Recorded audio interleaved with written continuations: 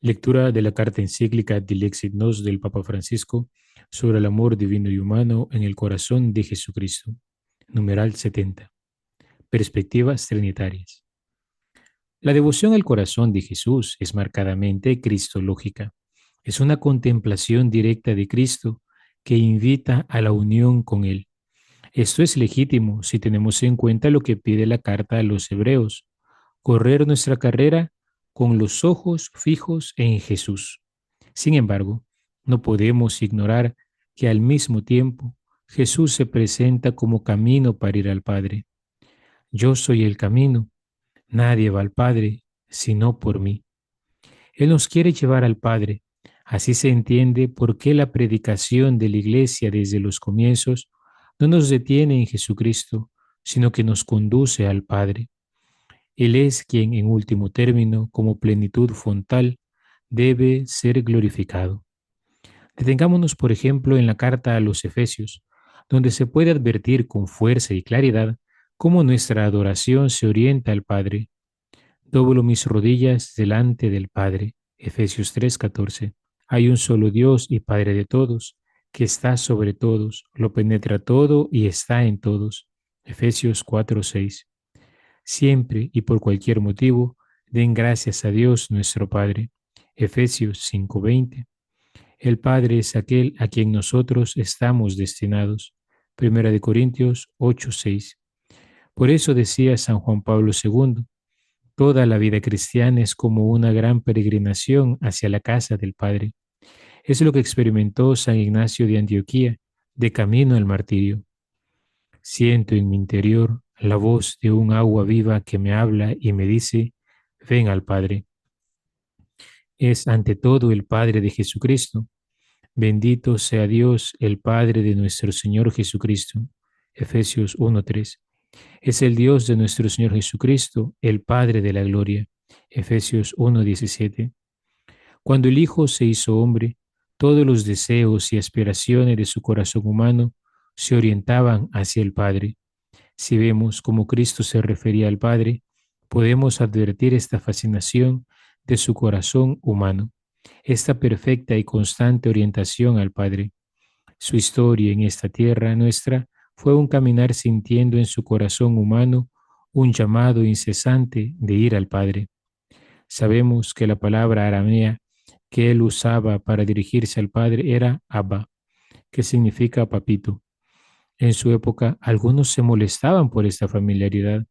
Es la expresión que usó Jesús para comunicarse con el Padre cuando aparecía la angustia de la muerte. Abba, Padre, todo te es posible. Aleja de mí este cáliz, pero que no se haga mi voluntad, sino la tuya. Marcos 14:36. Siempre se reconoció amado por el Padre. Ya me amabas antes de la creación del mundo. Juan 17:24. Y Jesús, en su corazón humano, se extasiaba escuchando que el Padre le decía, tú eres mi Hijo muy querido, en ti tengo puesta toda mi predilección. El cuarto Evangelio dice que el Hijo eterno del Padre estuvo siempre en el seno del Padre, Juan 1:18. San Irineo afirma que el Hijo de Dios existió siempre frente al Padre, y Orígenes sostiene que el Hijo persevera en la incesante contemplación del abismo paterno. Por eso, cuando el Hijo se hizo hombre, pasaba noches enteras comunicándose con el Padre amado en la cima del monte. Él decía, debo ocuparme de los asuntos de mi Padre. Lucas 2:49. Miremos sus alabanzas. Jesús se estremeció de gozo, movido por el Espíritu Santo, y dijo, te alabo, Padre, Señor del cielo y de la tierra. Lucas 10:21. Y sus últimas palabras llenas de confianza fueron, Padre, en tus manos encomiendo mi espíritu. Lucas 23:46. Volvamos ahora los ojos al Espíritu Santo, que colma el corazón de Cristo y arde en él, porque como decía San Juan Pablo II, el corazón de Cristo es la obra maestra del Espíritu Santo. No es solo cosa del pasado, pues en el corazón de Cristo es continua la acción del Espíritu Santo a la que Jesús atribuyó la inspiración de su misión y cuyo envío había prometido durante la última cena. Es el Espíritu el que ayuda a captar la riqueza del signo del costado traspasado de Cristo, del que nació la Iglesia. En definitiva, solo el Espíritu Santo puede abrir ante nosotros esta plenitud del hombre interior que se encuentra en el corazón de Cristo. Solo Él puede hacer que desde esta plenitud alcancen fuerza gradualmente también nuestros corazones humanos. Si intentamos ahondar en el misterio de la acción del Espíritu, vemos que gime en nosotros y dice Abba. Y la prueba de que ustedes son hijos es que Dios envió a nuestros corazones el Espíritu de su Hijo, que clama a Dios llamándolo Abba, es decir, Padre. Gálatas 4:6, porque el mismo Espíritu se une a nuestro Espíritu para dar testimonio de que somos hijos de Dios. Romanos 8:16. La acción del Espíritu Santo en el corazón humano de Cristo provoca sin cesar esa atracción hacia su Padre, y cuando nos une los sentimientos de Cristo por la gracia, nos hace participar de la relación del Hijo con el Padre. Es el espíritu de hijos adoptivos que nos hace llamar a Dios Abba, es decir, Padre. Romanos 8:15.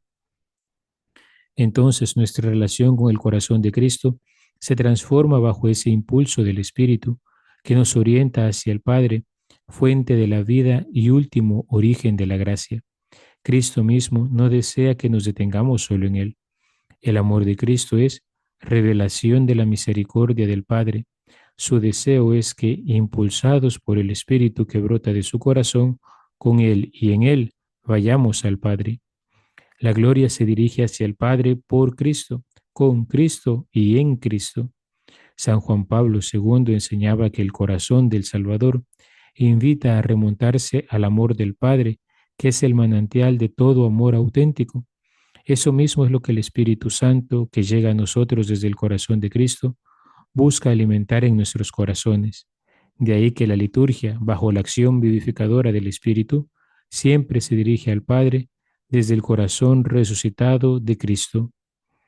Expresiones magisteriales recientes, numeral 78. De formas diferentes, el corazón de Cristo estuvo presente en la historia de la espiritualidad cristiana. En la Biblia y en los primeros siglos de la Iglesia, aparecía bajo la figura del costado herido del Señor, sea como fuente de la gracia, sea como un llamado a un encuentro íntimo de amor. Así reapareció constantemente en el testimonio de muchos santos hasta el día de hoy. En los últimos siglos, esta espiritualidad fue tomando forma como un verdadero culto al corazón del Señor. Varios de mis predecesores se han referido al corazón de Cristo e invitaron a unirse a Él con lenguajes muy diversos. A fines del siglo XIX, León XIII nos invitaba a consagrarnos a Él y en su propuesta unía al mismo tiempo el llamado a la unión con Cristo y la admiración ante el esplendor de su infinito amor. Unos 30 años después, Pío XI presentaba esta devoción como una suma de la experiencia de fe cristiana.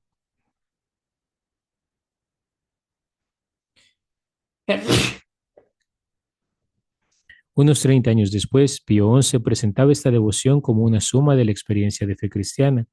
Más aún, Pío XII sostuvo que el culto al Sagrado Corazón expresa de modo excelente, como una sublime síntesis, nuestro culto a Jesucristo.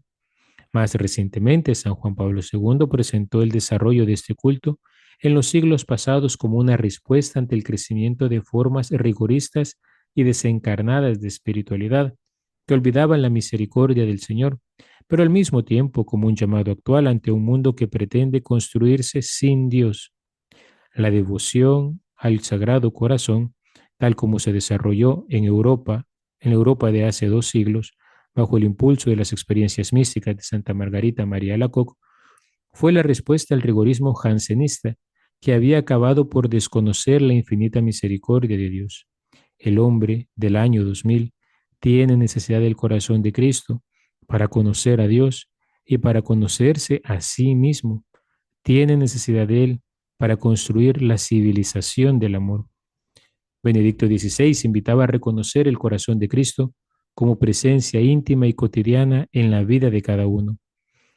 Toda persona necesita tener un centro de su vida, un manantial de verdad y de bondad del cual tomar para afrontar las diversas situaciones y la fatiga de la vida diaria, Cada uno de nosotros, cuando se queda en silencio, no solo necesita sentir los latidos de su corazón, sino también, más en profundidad, el pulso de una presencia fiable, perceptible, con los sentidos de la fe y sin embargo mucho más real, la presencia de Cristo, corazón del mundo.